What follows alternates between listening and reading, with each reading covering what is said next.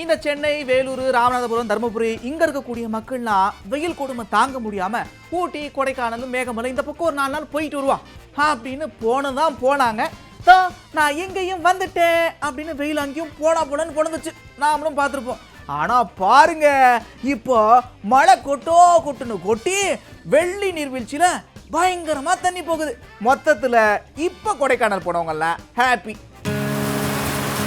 மலை பிரதேசங்கள்ல கூட வெயில் கடுமையா இருந்துச்சுன்னு மக்கள் புலம்புற நிலையில தான் கொடைக்கானல்ல அரை மணி நேரம் விடாம மழை கொட்டுச்சு. ரொம்ப நாளா வறண்டு கிடந்த வெள்ளி நீர்வீழ்ச்சி அருவியில தண்ணி அதிகமா வர ஆரம்பிச்சிருக்கு. இத மக்கள் மழையில நனைஞ்சுக்கிட்டே ஆர்வமா ரசிக்கிறாங்க.